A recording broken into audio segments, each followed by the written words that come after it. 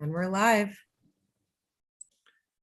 Sego, seguat suego, wenu horado, gastacera geron young yachts. Good afternoon, everyone. My name is Troy Miracle, and I just introduced myself in my language, the Mohawk language. And I'm coming to you from the beautiful Tyndall Mohawk territory, or as we call it, Gundage. And with us today, we have a very special guest, and I'm super excited because I know there's a whole lot of people out there watching and tuning in to listen to our good friend Isaac Murdoch. And I just wanted, before I turn it over to Isaac, I just wanted to share one little thing. Today we're focusing on water. And what I have here, it looks like water. It's really, really clear. This came from a maple tree. So this is maple water and it's super sweet and I just love it. And for us as Mohawk people, this is our first medicine of the year. So I just wanted to share that with all of you and lead us off in that good way, because this is good medicine for us. And Isaac, I know that you have stories, but first, my friend, I'm going to turn it over to you so you can introduce yourself.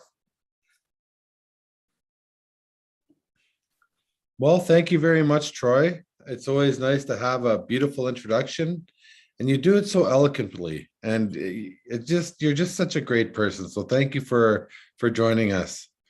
Hello, everybody. My name is Isaac Murdoch.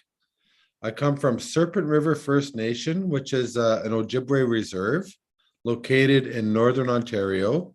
So that's way north of where you are. I also am the Fish Clan, which means that my family, our leader is the fish. And I know that might be hard to understand, but it's true. And I'm also Ojibwe. I come from a place where serpents or snakes are painted on the rocks. You know, like old cave paintings, the red cave paintings like that. I live at a place called Nipkiajbekong, which means Thunder Mountain. And today I'm here to talk about water. And so I'll also give you my traditional Ojibwe greeting in my own language. Ah, bonjour. Mazanap kenge go na be. Indishnikas. Bam gijik. Genabe gukshabigaj wat. Indonjaba. Gnoje and dodem. Ah, Nishinabe nini and dao. Nimki Ajbekong, Ninda. Giken Mananek, Gawin Wika, Minanzinoan, Ginanak Nagawan Inanen. On Gitchinendam Yayon, Mom P. Wiganonen Guk. Object we bescabing in the Snabe, Adson Nikia. Ah, Kena Gidamin, Anishnabe. So I'm very happy to be here. I'm happy to be with you. And I'm going to tell you a couple stories about the water.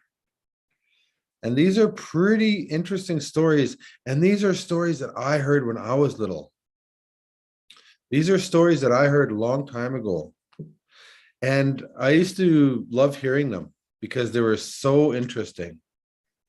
Where I come from, there's lots of lakes and rivers and there's mountains, lots of trees, and there's also lots of animals. Like there's birds and there's fish and there's moose and there's geese and there's ducks and rabbits and everything like that. So the forest is filled with animals. But it's not only filled with animals. There's things that live inside the water. And I remember one time my grandmother said, there's something over at that one lake. There's a little lake. They used to call that lake Twin Lake because there's two lakes that look the same. And so that's what it's called, Twin Lake. A twin is like when you have like a twin brother or sister. Well, these are twin lakes. But anyway, they said that there was something seen at this one lake. So some people start to travel through the forest to go see what was at that lake. And this happened in my time. Now, obviously, I'm I'm getting older. I'm like a half a century. A half a century is like a half 100, which is pretty good. I made it to a half 100. But anyway, this happened in my time. And the people started to go to this lake. They were curious because something was seen there. And as they got closer, they could smell something. They could smell something that was sort of sweet. There was a beautiful fragrance in the air. It smelled like flowers and candies almost. And as they got closer to the lake, they could hear talking, mysterious talking. And of course, this talking was in our language. They were talking in Anishinaabemowin, the Ojibwe language, which is different than English. They were talking in a different language. And as the people started to get closer and closer, that smell, that sweet fragrance started to fill their noses. And they were getting excited. What is over there? Maybe they got something sweet. So as they got closer and closer, they looked through the trees. And through the trees, there was a rock on the side of the lake. And they could see these heads popping up on the other side of the lake. They thought, oh, there's some Ojibwe people there. There's some people there on that rock. So they started to walk all around the lake to go see them. They thought that they were like maybe visitors or travelers. Because, a long time ago, people traveled all the time in the forest. That was very common. When I was little, we traveled all the time. We traveled from lake to lake, to river, and we always drank the nice clean water. We always had fun. So they thought, well, maybe these are visitors. And sometimes when visitors come into our homelands where we live, we want to make sure that we greet them, that we make sure that they have everything they need, that they're well looked after, and we're very respectful to our guests. So of course, this group of people start to go near that rock, and they seen those heads bobbing up and down behind that rock, and they could hear them talking and laughing away and having fun, and it was amazing. So they started going up there, and as they got closer, that smell, that beautiful smell, just overtook them. Their mouths were watering. Like when your mouth waters when you want something really good to eat and you start to like saliva is in your mouth. That's how it was. Saliva is the wet stuff in your mouth if you don't know what saliva is. I have it every time I think of eating something good. But anyway, they started to get saliva in their mouth because they were anticipating something really delicious to eat. So anyway, they start getting closer and closer to the rock. And of course, they're trying to be respectful. So they're walking quietly towards the rock. Finally, they get right up to it. And they know that, they're going to meet some amazing people, but they got quiet. Right away, they started to look around. They knew somebody was there. And so this group of people that went to go see who they were revealed themselves to them. And they said, oh, Ani, bonjour. And they looked at them, and guess what? They weren't human beings. They were mermaids. In my language, we call them the Mnabe Kweuk, mermaids. They were spiritual beings that were half fish. The bottom part was fish, and the top part was human. And so these mermaids were shocked. They were not scared, but they were surprised. They said, oh my goodness, we didn't even know you were there. You must be good hunters. You snuck up on us right away. And they said, come sit down, come join us. And of course they were making something.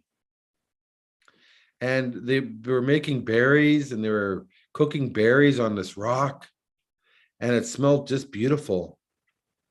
And they offered the berries to them, and they had this really great conversation. They were talking away, and finally the mermaid says, we live here. We live in the water. And whenever you need something, just come by and leave a little gift for us on the shoreline or in the water. And if we can help you, we will. And the mermaids told the people, we've been here a long time. We've been here for so long. And, thank you for coming to our home and visit. And of course, after the visit, the people were really happy to see the mermaids. And when they jumped into the water, the people looked. And when they jumped in the water, they turned into complete fish. Their whole bodies turned into fish. And of course, they started swimming and playing, and then they just slowly disappeared into the depths of the water. And that's what happened a long time ago. And so when they came back, all those people that seen those mermaids, guess what? They all lived to be very, very old. Very old, all of them. There was 5 of them that went on that mission to go see them. All 5 of them grew to be very old. And one of them was still alive today. And guess what? He's almost 100. And that's because he's seen those mermaids. They just made them grow old. And I wanted to tell you that story because that's one of our beliefs, is that these spirits, these Banabe Kwayak, live in the water. So in my tribe, in my culture, we believe in mermaids. And many of our people have seen them. And I also know they're true because I seen one. I kid you not, I seen one. So I'm going to tell you another little quick story before we move on to something else. I was way in the forest. Of course, I was hunting. And we used to carry our canoes on our back. And we used to walk down those old trails. And of course, we'd be looking for moose or beaver. We'd do some fishing and stuff. We'd bring the meat home to our families so that they can eat. And so we were always in the bush, always carrying our canoes on our backs wherever we went. And we were strong. I was strong when I was younger. I don't know if I'm that strong anymore, but when I was younger, I could carry a canoe for a long ways. But anyway, I was with my friend Leonard. And all of a sudden we could hear singing down the trail where we were traveling with our canoes. Leonard said, "Listen, can you hear that?" I said, "Yeah, I hear it." He said, "What is that?" I said, "It sounds like somebody's singing." He says, "Maybe it's a ghost." I said, "What would a ghost be bothering us for?" I said, "Let's go up on top of the hill. We'll see what it is." So we put our canoes in the bush. We climbed up the side of the hill and we're looking down at that trail. Sure enough, you could see this lady coming. She was sitting there. She had a beautiful long buckskin dress made out of leather. She had different designs. She was wearing shells and she's walking along the trail, just minding her own business, just walking along, swaying back and forth. And she just kept singing and she walked right by us. We're looking down. We're looking down like this, thinking, I had my mouth over my hand, my hands over my mouth. I didn't want to say anything. And we watched her. She walked right down that trail. And you have to remember, we were hundreds of miles in the bush. We were very, very far away from anything. No roads, no nothing. And there she was walking down that trail. And so me and my friend thought, once she got out of sight, we started to talk to each other. I said, "That's something." I said, "I don't think maybe that's not a human being. It looks like a human being, but maybe it's not. I wonder what that is." He said, "I don't know. Let's go follow her." So we got down the hill and we started walking. And we noticed that her footprints, every once in a while, there was mud. She would have footprints and they're like little human feet. So we followed to the water. We get to the water and there she was in the lake. She was swimming. She was swimming like this in the lake, and she was already like halfway across the lake. That was a mermaid. We seen a mermaid. And we didn't say nothing because in my culture, when you see things like that, you don't want to say too much. So we just looked, we put down a gift. We put some meat down and some other presents in case she came back. And we said a little prayer and then we left. We got on our canoes and left. Only a mermaid would do that. Sometimes mermaids can take human form. They know how to shapeshift. And later that year, I spoke to an old man that lived in a little tiny cabin. The cabin was built half in the ground. So he built a big hole in the ground and he built a little cabin on top of it. And when I spoke to him, I said, I think we've seen a mermaid. He says, yeah. He says, there's a woman that walks around here, mermaid. Well, I see her every once in a while. Him too, he lived to be very old. So whenever you see a mermaid, you might live to be very, very old. Because I seen that mermaid, I'm kind of hoping that I'll live to be very old. Like maybe I'll live to be 100 or something. But anyway, the spirits of the water, they are real. We've seen them. And one of those spirits in the water is the mermaid. And all over the world, there are stories about mermaids. There's stories about mermaids in England and there's stories about mermaids in Ireland and Scotland. There's stories about mermaids in the Black Sea. Which is like far, far away, in Africa, in China and Australia. All over the world, there's stories about mermaids, way far north where there's ice, all the way down south to South America, there's stories about mermaids. Because they're real. I believe in them. And so these are the stories that I wanted to tell you, that the water is a very spiritual thing. It's a very special thing, and that there's spirits that live in there. And if you ever see a mermaid, then that means you get special, you get something special. You're going to be gifted with something, maybe old age. But anyway, those are the stories I wanted to share. I believe we're going to take a look at some art. Troy. I think I love those stories, Isaac, and it makes me want to go out to find the stories from the Mohawk perspective on mermaids. I need to go and speak to some of my knowledge keepers to find out too, because it is important. And we know that mermaids need water. So we know that water is super, super important, and we have to help take care of it. And you know what, Isaac, someone actually asked that question. One of the students out there, they kind of asked us that question, and I wondered if maybe you could talk about that. Whose job is it? Whose responsibility is it to take care of the water? Is it the people or the animals? And how do we help the water? That's a really good question, Troy. I think as soon as we're born as a human being, just being a human being gives us the responsibility automatically to make sure that we look after the water and that it's clean.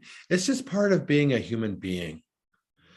So I mean, the trees do their part. The swamps, all of the plants in the swamps do their part, animals do their part, and humans are no exception. Humans have a part too. Humans have a job too. And so just being a human being, we have the responsibility to make sure that water is clean, that we look after the water, and that it's very, very fresh for animals and for the next generation of people that are coming. So I believe that everybody has a responsibility for the water. That's a very good question. I like that question. Yeah, I do too. And someone else was looking at some of the artwork that you've done, Yeah. and they noticed that in your art and in some of the titles you have water is life. Maybe you could talk to us about that. How is water life? Well, I really believe that when we think about water, we need it to survive. Without water, we wouldn't survive. We would just dry up like a raisin. And we don't want to be a dried up raisin, because that wouldn't be good. So we need water to replenish our bodies with life. It's what makes us live and survive is water. So our bodies are like 75% water. So if I had a cup, and if I almost filled that cup up to the top with water, that's how much water our bodies have too. If I was to fill my body up with water, it'd probably go right up to about here. That's how much water is in my body. So water is life. It's what makes us live. Without it, we can't live. And so I've created some art that talks about water is life. And in this picture here, it's a coloring image. And this one here is about a woman who is half Thunderbird and half human. And she's here to help us save the environment. She's a superhero that's come to help us. And of course, she has a heart. She has the power of thunder and lightning, and the moon is with her. And she has all these eggs on the bottom that she has to protect. And she is amazing. Water is life. And that's something that I believe. Good question, Troy. Yeah, I really like that one too. And obviously the students are very, very much wanting to help the water. And we know that the students need help too. So I'm wondering, all of the educators that are out there, they might be thinking, I wonder what we could do with our classes around water. And I know that in this resource, there are all kinds of different pieces of information that the teachers can use and work with the students to help take action so that we can help protect the water because it's so, so important. So, Isaac, I don't know if you wanted to share a little bit more or around the resource, around some actions that teachers could do, because we know that you can do all kinds of work with science, with literature, with art, with all kinds of different areas. So I don't know if you wanted to touch base on that a little bit more, or I'm wondering, see the little speaker thing? What is that? Is that you talking? Are you sharing something there? Yeah, so when you click that button, it actually, my voice will come up and I'll talk about the issue and I'll talk about different things. And so this is really good for teachers to share with their students. And of course, you can create your own resources around the images as well. And so feel free to have fun with it. Feel free to dive into it and explore it. And it's just really good. So there's a few things there, especially for the little kids. There's coloring images and so on and so forth. It's just a good thing to do. Before we go, I want us to listen to a video. Very neat video by a very special friend of mine. And she talks about water. And I want us just to listen to her. It's so beautiful. So we're just going to listen to her. And then afterwards, I got to go. I don't want to go, but I have to go. But let's listen to Shannon. Thanks, everybody. Nibe, water. Water is what gives us life and cleanses us. It helps everything move out of our bodies that doesn't need to be there. It does the same thing to our minds and our emotions as well. It also helps the earth. The water is connected to the spirits in the sky and ground below us. It talks to everything and understands everything. Its purpose is to help all it comes into contact with to grow healthy. When water turns into steam from the sacred fire, we breathe it in. We know it as the breath of life. They say it's the breath of the Creator. We thank the great mystery for this breath of life. Water is sacred. It's a part of us and it connects us to the earth, our mother. Water is what sustains us, and one of the greatest sacrifices we can make is to go without water when we fast for our vision. These visions bring great knowledge to our people. We all need water to survive. We all depend on it and are pitiful without it. It is a gift. When mothers are pregnant, they carry the baby and water in their bellies. And when that water breaks, the baby is born and new life on earth begins. Water is our first teacher, medicine. When we release tears, those water droplets from our eyes nourishing new life somewhere, and new life also begins for us. Water also helps nourish the spirit within us and the cycle of life to continue. Water is sacred. Water is life.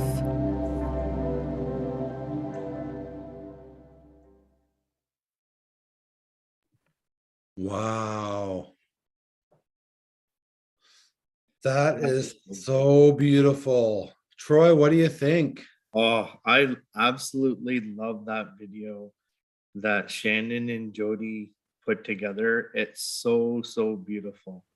I could watch that over and over and over. There's so many great things that were shared. Absolutely. So I want to thank all of you for being a part of this afternoon. It's a great honor to be here with some really great people. I want to thank Troy, of course, and Priya and Donna. They are the ones behind the scene that we can't see. But believe me, if it wasn't for them, we wouldn't be here today. I want to thank all of you for being here, and I wish you all good health and happiness. And my heart goes out to all of you on this amazing, beautiful day. Let's continue to be good to each other and to be kind to each other. And until we see each other again, I wish you the best of everything. And remember, magic does exist. Troy, do you have any last words? I just wanted to also thank you, Isaac, for spending the time with us and sharing your stories and knowledge in such a beautiful way. I always take such great things away. But I wish you the best, my friend, and I wish all of our colleagues and students all of the best. Everybody take care. Be safe. Onigiwahi. See you, everybody. Bye-bye.